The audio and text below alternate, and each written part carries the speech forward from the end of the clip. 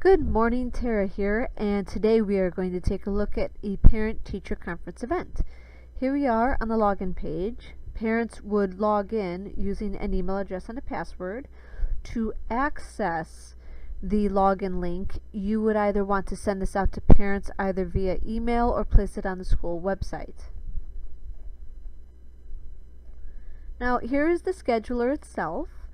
One of the first things a parent will have to do is attach their student, and to do that you would want to use a student ID and the student birthday. Now, a student ID can be anything from the last four of a social security number, their first and last name put together, a number that the school gives you, and then for the second credential, the one that is marked student's birthday, that can be the student's birthday, or it can simply be a repeat of the student ID again. So once your students are attached, you will see on the left hand side the list of teachers. The list of teachers only pertain to the students that the parent has connected to them.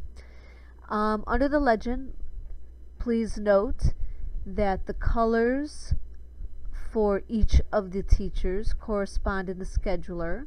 And then you will also see in this example that we have both a classroom number and a class name. Both of those options are also purely optional. In this example, you do see only one date. However, our scheduler can encompass multiple dates, and it can also handle having teachers having different start and end times and taking breaks at different times. The slots themselves are also fully customizable. In this example, they are 15 minutes, but they can be as short or as long as you need for them to be. When a parent is ready to schedule, all they have to do is hover their mouse over one of the slots. You will see that it's available, and then click on it, create the appointment.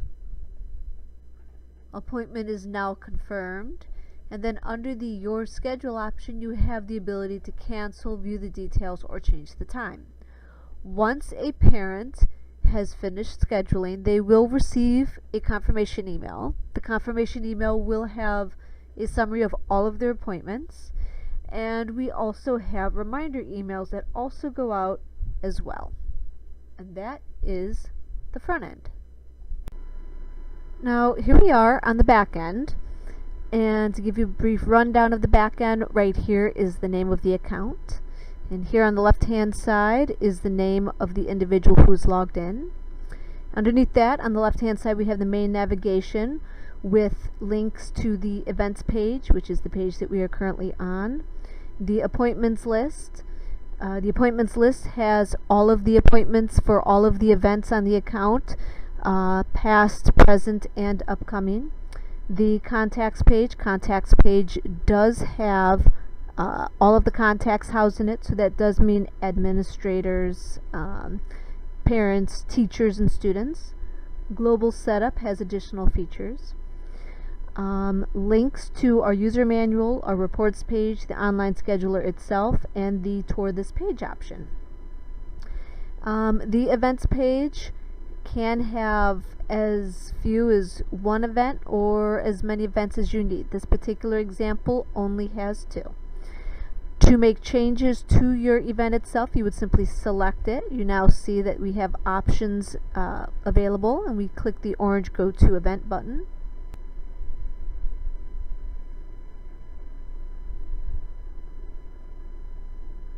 And when we do that, the system will take us directly to the Appointments tab. The Appointments tab differs from the Appointments list in that the tab will only show you the appointments and the slots for this particular event. On the right hand side, we have the teachers list, where you can make information, make additional changes both to the room and to the teacher themselves. This is where you can add teachers and create slots. Next to that, we have the class editor. The class editor has all of the classes listed underneath the teacher, so you would simply select a teacher. You see the class name, class ID, the students who are in the class right here. You can manually add students or delete students. You can also manually add or delete classes here as well. And then next to that we have the Settings tab. And under the Settings tab we have the sub-tab of UI Setup. Under that we have Scheduler Availability, which gives you the ability to open and close your event. The Scheduling link with both the account link and the event link itself. Scheduler Display that allows you to make changes to the display. We have a lot of options so you can customize to your individual needs. And then here we have the customer reminder emails where you can create additional ones or make changes to the availability of the time that you would like to send out your reminder emails. We also have the email templates itself that gives you the option to make changes to all of the emails coming out of the account. CUI messages allows you to make changes to the information being shown in the scheduler itself. Appointment fields allows you to add in additional questions on the appointments page from the parents for the event itself. And that is the back end. Here we are on the reports page. There are two levels. The first is the account reports level that handles all aspects of the account itself, including the invoices, and then the individual event reports, which handles the reports for each individual event. The default and primary report is the teacher schedule report. Teachers as well as administrators have access to the reporting section. However, teachers would only see their own schedule, whereas a full administrator can see the entire everyone's reports, but teachers can only see their own schedule. We have a number of summary reports, as you can see here. We have a report that shows which parents have not yet booked an appointment. Our teachers really like this option because then they can reach out to those parents who they'd like to meet with. All of our reports can be emailed, printed, or downloaded to Excel. And again, while teachers do have access to the reports, they can only see their own, and we can also email them their own schedule.